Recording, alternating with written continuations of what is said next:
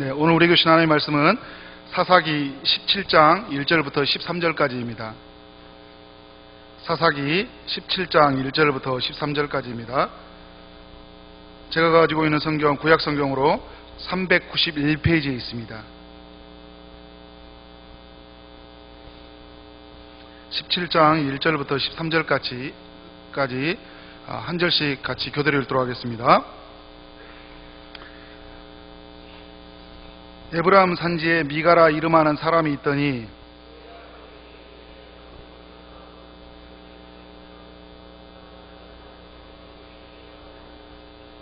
보소서 그 은이 내게 있나이다. 내가 그것을 가졌나이다 하니 그의 어머니가 이르되 내 아들이 여호와께 복받기를 원하노라 하니라. 미가가 은 1,100을 그의 어머니에게 도로 주매 그의 어머니가 이르되 내가 내 아들을 위하여 한 신상을 새기며 한 신상을 부어 만들기 위해 내 손에서 이 은을 여호와께 거룩히 드리노라. 그러므로 내가 이제 이 은을 내게 도로 주리라.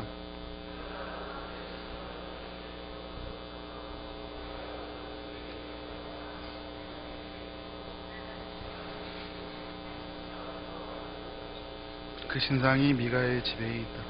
그 사람 미가에게 신당이 있으므로 그가 에봇과 드라빔을 만들고 한 아들을 세워 그의 제사장으로 삼았더라.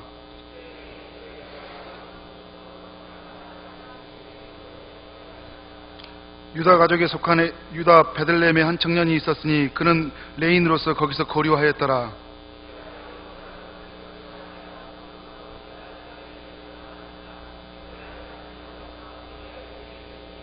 미가가 그에게 묻되 너는 어디서부터 오느냐 하니 그가 이르되 나는 유다 베들레헴의 레인으로서 고려할 것을 찾으러 가노라 하는지라.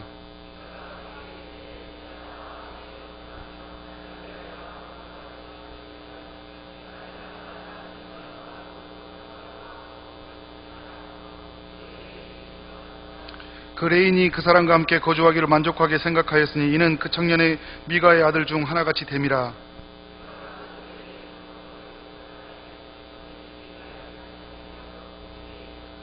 다 함께 이에 미가가 이르되 레인이 내 제사장이 되었으니 이제 여호와께서 내게 복 주실 줄을 아노라 합니다.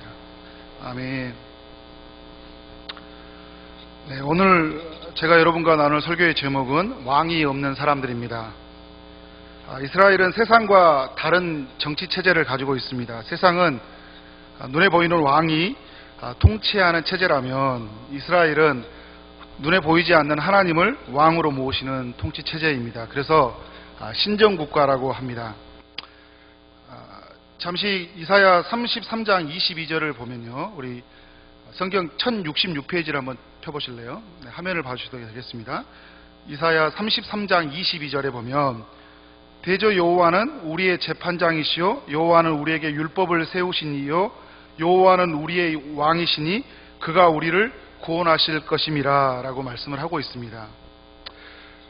이사야는 여호와를 향해서 우리의 재판장이시다, 율법을 세우신 이시다, 그리고 우리의 왕이시니라, 그가 우리를 구원하신다 말씀을 하고 있습니다. 하나님이 누구인지를 이 한 절에서 분명하게 말을 해주고 있는데요, 특별히 여호와는 우리 왕이 되셔서 구원하신다 말씀을 하고 있습니다. 성경은 많은 곳에서 하나님이 우리의 왕이 되신다, 세상의 왕보다 가장 큰 왕이다, 특별히 인간이 세운 왕 중에 가장 탁월하다고 하는 왕을 우리가 다윗이라고 하지 않습니까? 다윗은 시편에서 하나님을 표현할 때 하나님은 가장 크신 왕이다, 가장 두려운 왕이다 라고 이야기를 하고 있습니다. 만왕의 왕이라는 거예요. 세상의 왕들 중에 더 높은 왕, 만왕의 왕이라는 것입니다. 근데 오늘 사사기 17장 6절을 보면 이스라엘에 왕이 없다고 이야기를 합니다. 18장 1절도 그렇고 19장 1절도 그렇고, 그리고 사사기의 마지막에서도 이스라엘에 왕이 없다라고 결론을 내립니다. 여러분, 무엇을 말하는 것일까요? 분명히 이스라엘에는 왕이 있습니다. 눈에 보이지 않는 하나님이 있는데 왕이 없다고 말하는 것은 이스라엘 안에서 하나님이 왕이 되지 못하고 있다는 것입니다. 그래서 여러분, 사무엘상 8장 7절에서 하나님이 사무엘에게 이런 말을 하지 않습니까? 이스라엘이 하나님을 버려서 왕이 되지 못하게 한다 이야기를 하고 있어요. 하나님이 왕이 되지 못할 때 우리 삶에 일어나는 두 가지가 있습니다. 첫 번째는 사람들이 다 자기 소견에 오른 대로 살아간다는 것입니다. 오늘 읽은 말씀 사사기 17장에 보면 세 사람이 소개가 되는데요. 모두 자기의 소견에 오른 대로 살아가는 사람들입니다. 1절에 보니까 에브라임 산지에 미가라 하는 사람이 있다고 합니다.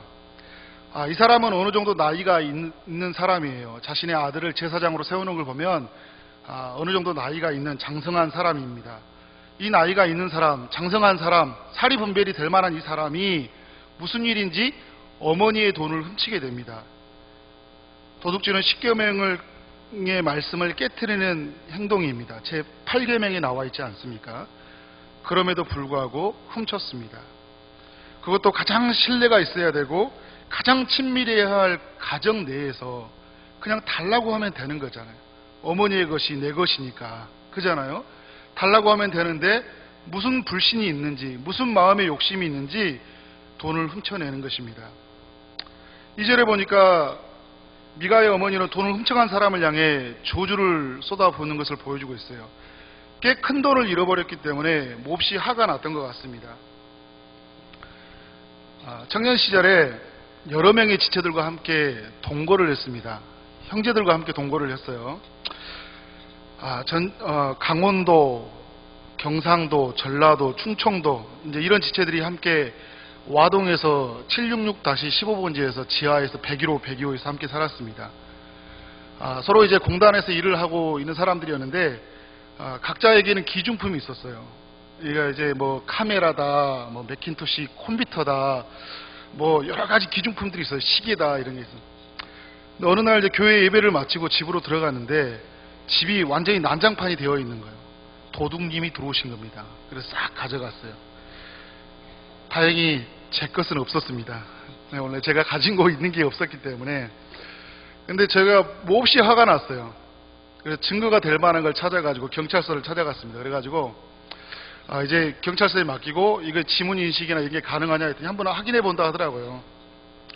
그리고 와서 집에 와서 대자보를 붙였습니다. 밖에다가.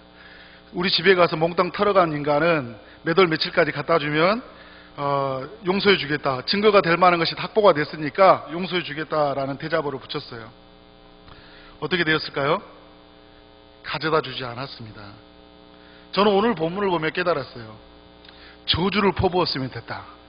오늘 어머니가 저주를 퍼부으니까 미가가 어떤 모습을 보여주고 있습니까?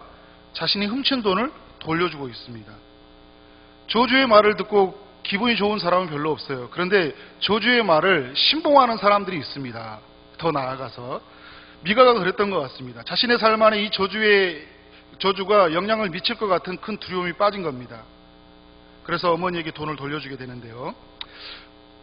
여러분은 어떻게 하겠습니까? 만약에 자녀가 돈을 훔쳐가고 저주를 퍼부었는데, 저주를 퍼부으면 안 돼요.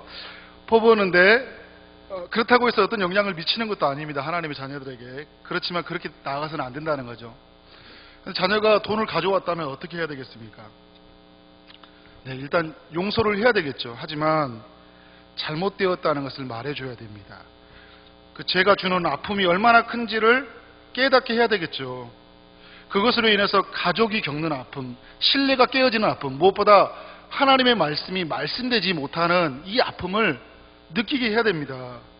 그래서 하나님 앞에 나아가서 처절하게 회개하고 다시는 그런 일이 이루어지지 않도록 해야 되겠죠. 물론 사랑을 담아야 됩니다. 공의와 사랑이 우리 삶 가운데 실현이 돼야 되니까. 근데 어머니는 자녀에게 사랑이 나타나는 것, 공의로 실행하는 그것이 중요하지 않았습니다. 이 어머니에게는 혹시나 자신이 한 저주가 자녀에게 미칠까 두려웠던 것 같습니다. 그래서 그녀가 어떤 행동을 보여주냐면 미가가 다시 돈을 돌려주는데 그 돈은 받은 중에 일부를 가지고 신상을 새기기 시작합니다. 그리고 하나님께 그것을 드려요. 우상을 만들어 가지고 하나님께 드리는 모습을 보여주고 있습니다. 미가의 집에는 또 이상한 것들이 있는데 신당이 있어요. 신당이 있는데 그 미가는 어머니가 만들어준 이 신상을 가지고 자신의 신당을 모시게 됩니다. 신당을 교회 삼아 예배를 드리려고 하는 거죠. 그리고 제사장이 입는 에봇을 만들고 또 우상을 상징하는 드라빔을 만들게 됩니다. 약간 놀이개처럼 보이는 거지만 그것을 가지고 있으면 신이 내게 복을 준다, 이제 이런 어떤 모형인데, 그리고 나서 자신의 아들을 제사장으로 세웁니다. 신당이 성전이 되고, 성전은 여러분 구약시대 때 정해진 장소 안에서 예배를 드려야 돼요. 자신의 집안에 신당이 있고 그것을 성전으로 삼고, 에봇을 만들고 드라빔이 있고, 그리고 신상이 있습니다. 그리고 아들은 제사장으로 세워집니다. 아론의 지파만이 제사장이 될 수가 있어요. 그런데 아들이 이 에브라임 지파 안에서 제사장을 세웁니다. 자기 마음대로예요. 말씀도 없고 하나님도 없는, 양심도 없는 삶이 지금 자기 소견에 오른 대로 살아가는 모습을 우리에게 보여주고 있습니다. 근데 이 미가의 마음속에 늘 마음속에 하나의 찝찝한 마음이 있었어요. 좀 불안한 마음은 뭐냐면, 그래도 제사장은 아들이 하는 것보다는 좀 권위 있는 사람이 하는 게 낫지 않을까라는 생각이 그의 마음속에 은연중에 있었던 것 같아요. 그러던 중에 하나님의 응답인지 무엇인지 모르겠지만 이 사람 입장에서 말을 하는 거예요. 한 레인이 집에 찾아오는 겁니다. 레위 지파는 이스라엘 각 지파 안에서 말씀을 가르치는 사람이에요. 제사의 업무를 담당하는 사람입니다.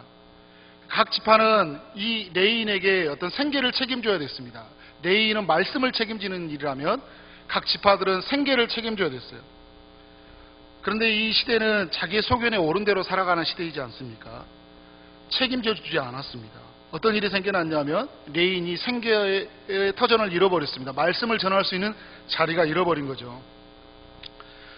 그래서 이곳저곳으로 방랑을 하게, 유리를 하게 되는데 우여곡절 끝에 이 미가의 집에 도착을 하게 됩니다. 미가는 제사장이 필요했고 레이는 안정된 삶이 필요했습니다.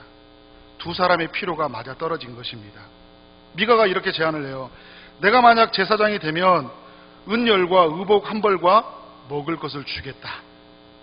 11절에 보니까요, 이 레이 지파에 있는 사람이 뭐라고 하냐면 레인이 만족하게 생각했다고 합니다. 만족하게 생각을 했다고 하는 거예요. 말이 안 되는 집안에 자기 멋대로 살아가는, 말씀이 말씀되지 않는 이 집안에 들어와서 그들이 내놓는 제안을 만족하게 여겼다는 거예요. 하나님이 왕이 되지 못하는 사람들은 모두 다 자기가 옳은 대로 살아갑니다. 미가는 그의 삶에 돈이 가득 차 있습니다. 하나님이 왕이 되지 못한다는 것은 다른 것이 왕이 되어 있다는 거예요. 미가는 돈이 왕이었습니다. 미가는 복이 중요했어요. 미가는 저주라는 말을 싫어했어요. 그래서 계속 마지막 절에 보면 자신의 아들을 제사장을 세운 다음에 레인으로 바꾼 다음에 여호와께서 복 주실 줄 안다고 말을 하는 거예요. 그의 관심은 복입니다. 돈을 통해 조금 더 부유해지고 조금 더 삶을 풍족하게 살고 싶은 마음으로 가득 차 있습니다.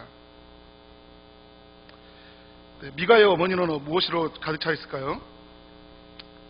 미가의 어머니는 자녀의 성공에 가득 차 있습니다. 자녀가 어떻게 하든지 성공을 해야 됩니다. 3절에 보면 내 아들을 위하여라고 말을 합니다. 신상을 만들고 여호와께 드리는 모습을 보여주고 있습니다. 그녀는 자녀가 성공하는 길이라면, 자녀가 잘 되는 길이라면 무엇이든지 하겠다는 거예요. 아들을 위해서라면 양심도 팔 수 있다는 거예요. 아들을 위해서라면 내 신앙도 팔 수 있다는 겁니다. 레위 지파는 무엇이 왕이었을까요? 안정된 삶이었습니다. 생계보장, 일터보장, 뭔가 자신의 삶 안에 기반을 갖추고 있는, 불안한 삶으로부터 탈출하고 싶은 그 안정된 삶이 그의 삶에 있었을 것입니다. 그것이 왕이었습니다. 이 세 사람의 삶에서는 하나님이냐 아니냐가 중요하지 않습니다. 무엇이 선인지 악인지 중요하지 않습니다. 내가 얼마나 돈을 벌고 얼마나 내 자녀가 성공을 하고 안정된 삶을 사는 것이냐, 이것이 더 중요했던 거예요. 양심을 팔고 신앙을 팔았을 때 이것에 찾아오는 죄책감도 없고 하나님을 향한 두려움도 없습니다. 왕이 되지 못했을 때, 제가 첫 번째는 자기의 소견대로 행하는 일이라고 했어요. 왕이 되지 못했을 때 두 번째는 모두가 평안을 잃어버린다는 것입니다. 곧 있으면 여러분 총선이 다가옵니다. 정치인들이 공약을 합니다. 이게 현수막을 보니까 지하철 공사 빨리 해주겠다. 안산의 이제 문제를 해결해 주겠다는 거예요. 그리고 세월호 문제 빨리 해결하겠다. 재건축 문제 해결하겠다. 어떤 나름대로의 공약을 내걸고 있습니다. 한마디로 세상의 지도자들은요, 우리를 편안하게 해주겠다는 거예요. 지금보다 조금 더 편안하게 해주겠다는 거죠. 그런데 여러분, 세상의 지도자가 줄 수 없는 것이 있습니다. 그것은 평안입니다. 그들은 어떤 것으로도 우리에게 평안을 가져다 줄 수가 없어요. 평안은 주님이 가져다 주는 것입니다. 지난주에 우리 담임 목사님 말씀을 통해서 부활하신 주님이 찾아오셔서 평안을 너희에게 준다고 하지 않았습니까? 그 평안은 세상의 사람들이 경험할 수 없는 거예요. 너무 깊은 것입니다.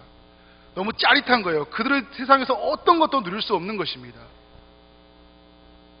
그런데 자기의 소견대로 살아간 사람, 왕이 없는 사람들은요, 평안을 누릴 수가 없어요. 이스라엘 백성들이 머무는 땅이 지금 어디 땅이죠? 가나안 땅입니다. 가나안 땅을 안식의 땅이라고 이야기를 해요. 그런데 지금 신기한 것은 뭐냐면 이 가나안 땅에 살아가는 사람들이 안식을 누리지 못하고 있다는 거예요. 김지찬 교수님이 이 사사기에 대한 강해를 썼는데 이렇게 말을 표현하더라고요. 엔샬롬의 시대를 살고 있다. 엔샬롬의 시대라는 말은 무슨 말이냐면, 샬롬이라는 말은 평안이라는 뜻입니다. 네. 그런데 그 앞에 엔이 들어간다는 건 뭐냐면 평안이 없다, 평안이 사라졌다라는 뜻이 된다고 합니다. 왜 여러분 가나안 땅이 평안의 땅, 안식의 땅인데 평안이 사라졌을까요? 왜 엔샬롬의 땅이 되었을까요? 하나님이 왕이 되지 못했기 때문입니다. 참 이상합니다. 돈이 많아지고 자녀가 성공하고 안정된 삶을 살아가는데 기쁨과 감사가 터져 나와야 되잖아요. 그런데 왜 사람들은 두려워지는 걸까요? 일터가 보장이 되어 있습니다. 안정된 삶을 살아가고 있어요. 왜 이렇게 삶은 목마른 걸까요? 왜 이렇게 삶은 힘들 걸까요? 왜냐하면 우리 삶에 주님이 왕이 되지 못하기 때문입니다. 그렇다면 우리는 어떻게 해야 되냐라는 것입니다. 어떻게 우리는 소견에 오른 대로 살아갈 수 있고, 어떻게 우리는 평안이 사라져가는 이 엔샬롬의 시대에 살아가는 우리에서 다시 평안을 누리고 살 수 있느냐는 것입니다. 6절의 말씀이 우리 삶의 인생의 문제이기도 하지만 답을 주고 있습니다. 우리 6절 말씀 다 함께 읽어보도록 하겠습니다. 다 함께 시작.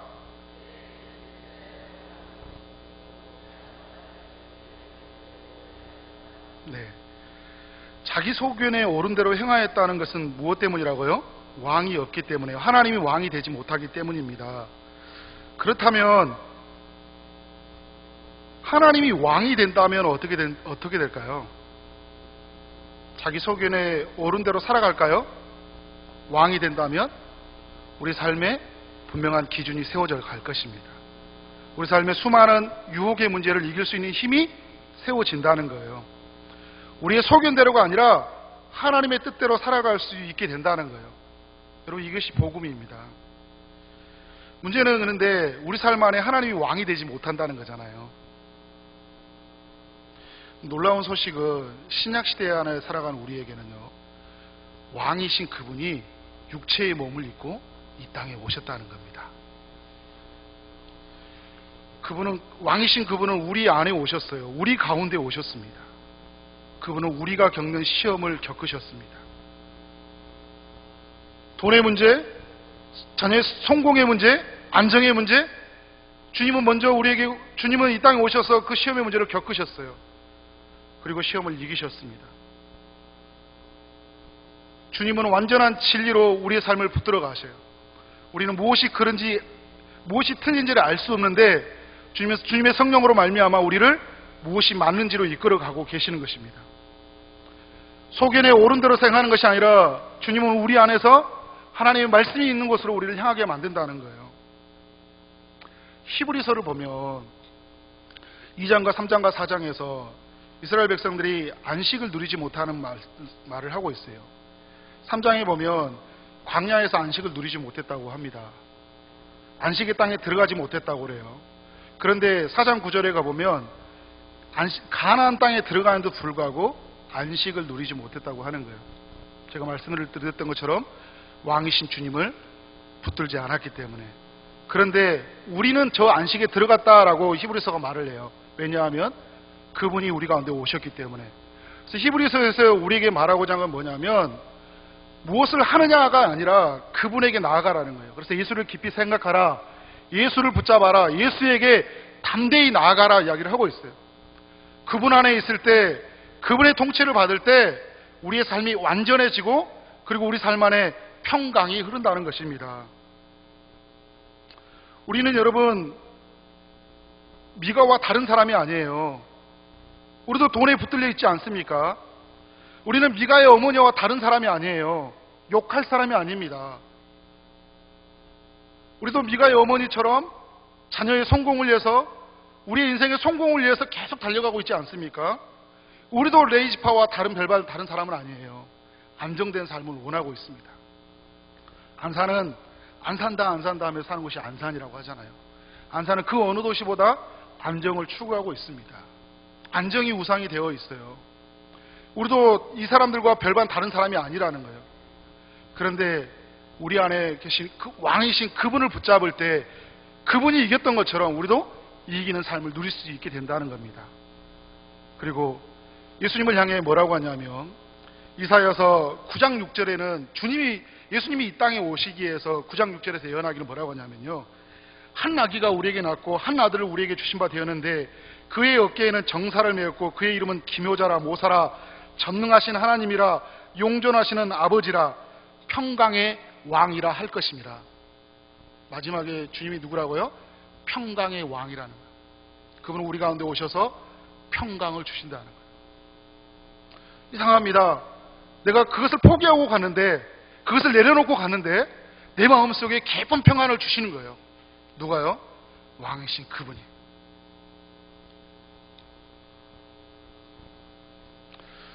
이번 주에 있었던 그 두 지체, 청년부 안에 있었던 두 지체의 이야기를 하고 마치도록 하겠습니다. 한 명의 지체가 있었는데요, 큰 회사, 대기업의 시험을 앞두고 있었습니다. 서류 전형을 합격을 했어요. 1차가 합격이 되었으니까 얼마나 감사한 일입니까? 대기업에 이야기하니까 뭐 그렇게 굉장히 놀라고 부러워할 그런 내용이 아니라, 제가 말씀드리고 하는 것은 그 지체가 계속 시험을 준비하고 있었어요. 그런데 시험을 볼 때마다 잘 안 됐습니다. 최선을 다해서 왔지만 시험이 이루어지지 않으니까 낙심이 되잖아요. 시간이 꽤 오래 많이 지났습니다. 많이 지칠 법도 하는데 이번에 양육을 받았어요. 1,3당 양육을 받고 은혜를 많이 누리게 되었고, 그래서 이제 내적주 수양회를 가려고 하는데 전화가 왔습니다. 1차 시험에 합격했으니까 다음에 시험비를 준비하십시오. 그래서 중요한 시험의 시간이 바로 내적주 수양회 기간 동안 준비를 좀 해야 되는 거예요. 고민이 되지 않겠습니까?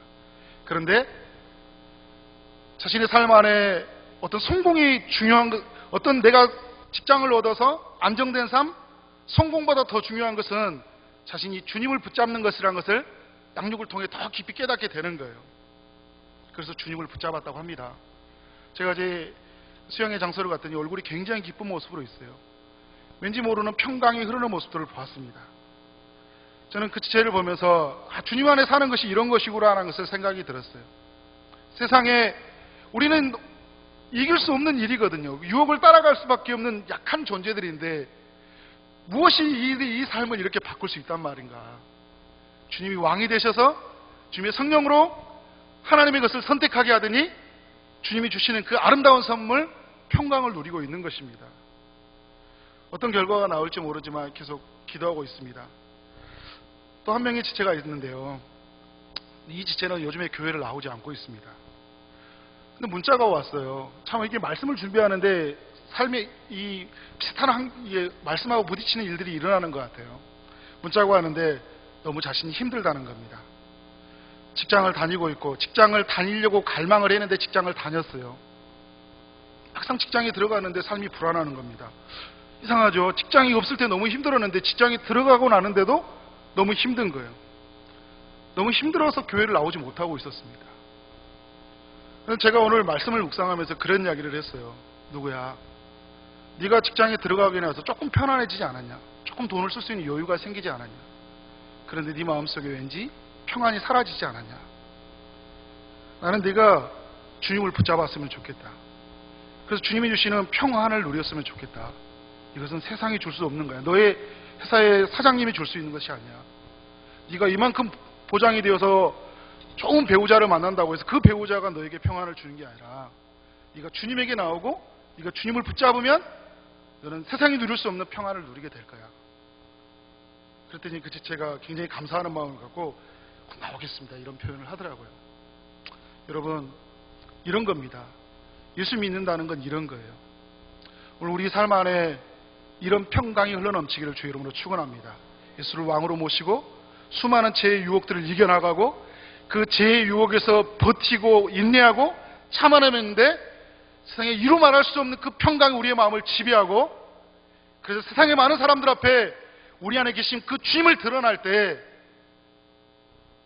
정말 주님은 우리를 통해 큰 영광을 받으실 줄 믿으시기 바랍니다. 이 새벽에 다 함께 기도하며 나가도록 하겠습니다. 하나님, 오늘 우리가 각각의 소견대로 살아가는 이 시대에 왕이신 그 주님을 우리가 붙들기를 원합니다. 왕이신 주님 안에 거하기를 원합니다. 주님이 원하시는 그 음성 가운데 거하게 하여 주시고 세상에 누릴 수 없는 그 평강의 기쁨을 주님 안에 누릴 수 있도록 역사하여 주옵소서. 이 새벽에 말씀하여 주옵소서. 우리 그런 마음 붙잡고 우리 주의 이름으로 기도하며 나가겠습니다. 주여!